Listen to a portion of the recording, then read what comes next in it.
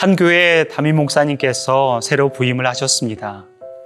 목사님께서는 하나님께서 자기에게 허락하신 목회 자리에 최선을 다하셨으리라 생각되어집니다.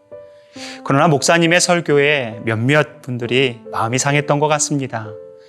이에 관련해서 A 집사님께서는 다른 집사님들께 목사님의 설교를 들어보니 고난을 경험해 본 적이 없으신 것 같다라고 한탄하시면서 새로 부임하신 담임 목사님께서는 고난을 좀 경험해 봐야 한다라고 말을 합니다. 여기까지는 누구나 그럴 수 있다라고 생각합니다. 그런데 그 A 집사님께서는 다소 충격적인 제안을 모인 분들에게 말했습니다.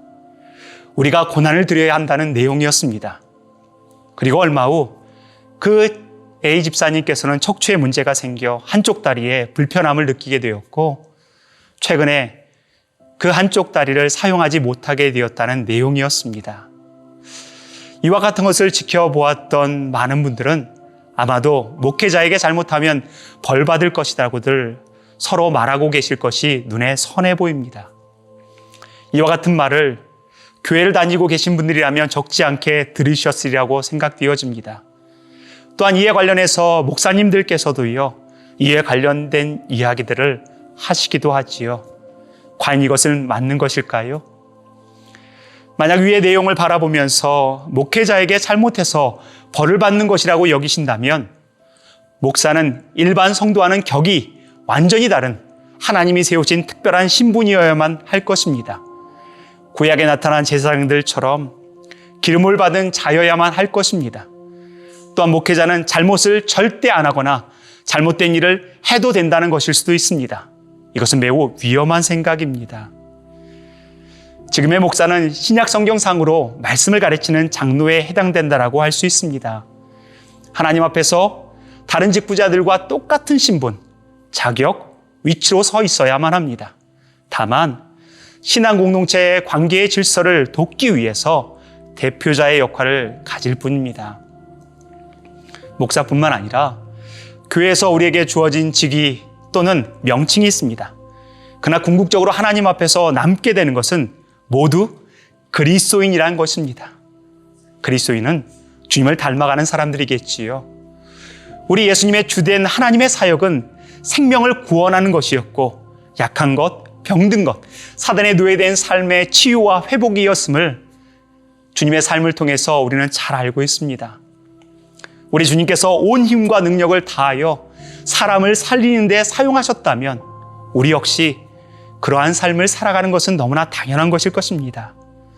이것을 기억한다면 목회자이건 평신도이건 그리스도인의 사명은 사람을 저주하거나 벌하는 것이 아닌 온 힘을 다해 사람을 살리는 자가 되어야 할 것입니다. 우리 주님 닮아 생명의 역사와 회복의 중심 가운데 사역해야 함을 우리는 망각해서는 안 될 것입니다. 또한 목회자가 잘못했다는 것은 목회자도 사람이라는 것을 증명할 뿐입니다. 베드로 사도도 자신을 신으로 여기고 엎드려 절하려는 고넬료에게 자신이 사람임을 말했습니다. 또한 사도 바울은 안진뱅이를 고친 뒤에 군중들이 신으로 섬기려고 했을 때 자신이 사람임을 말했습니다. 그들이 사도임에도 불구하고 또한 특별한 능력을 발휘했음에도 불구하고 자신을 사람이라고 고백했다면 잘못을 범한 목회자는 당연히 사람이 아니겠습니까? 그래서 동역이 필요한 것입니다. 잘못을 지적해주는 평신도가 있다면 그분은 그리스도인이고 또한 생명과 회복을 위해 부름을 받았기에 분명 그 목사님에게 사랑의 조언이 필요함을 그리고 사랑의 조언으로 말씀하셨으리라고 생각되어집니다. 더 나아가서 성경에서 말씀하신 벌이란 무엇일까요? 잘못에 대한 징계가 전부인가? 아니면 회복을 위한 과정인가? 우리 스스로 질문해 봐야 합니다. 하나님께서 하나님의 백성에게 벌을 준다는 것은 돌이키기 위함이라는 것을 우리는 기억해야 할 것입니다. 하나님의 마음은 악인이 죽는 것을 조금도 기뻐하지 아니하시고 돌이켜 돌아온 것을 원한다라고 에스겔 선지자는 외쳤습니다. 또한 바울은 디모데에게 모든 사람이 구원받으며 진리 가운데 거하기를 원하는 것이 주님의 마음임을 전했습니다.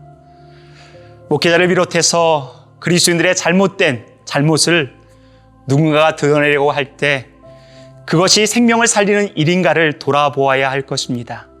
또한 자신이 그 잘못을 발견하여 드러내려 할 때 그 이유가 생명을 살리는 일과 연관되어 있는지 먼저 살펴보아야 할 것입니다. 목회자를 포함한 그리스도인들은요, 그리스도를 닮아 생명을 위해 부름을 받았고 회복을 위해 살아야 하는 사명이 있음을 놓쳐서는 안 될 것입니다. 2년 전 6명의 목사님들과 한 테이블에서 대화를 나눌 기회가 있었습니다. 한 장로님을 통해 너무 억울한 것을 경험했던 내용을 한 목사님께서 나누셨습니다. 그리고 그렇게 목사님을 억울하게 한 그 사람은 반드시 하나님의 진노가 임할 것을 말씀하시면서 그 장로님께서 교회를 떠나셨고 1년이 지난 후에 들려오는 소문에 의하면 사업이 망했고 몸 또한 심각한 문제를 일으키게 되었다는 내용이었습니다. 목회자에게 잘못하면 하나님께서 갚아주신다는, 벌 주신다는 내용이었습니다. 가만히 그것을 듣고 있었던 저는 그 목사님에게 말씀을 드렸습니다. 목사님을 억울하게 한 것은 분명 잘못되었네요.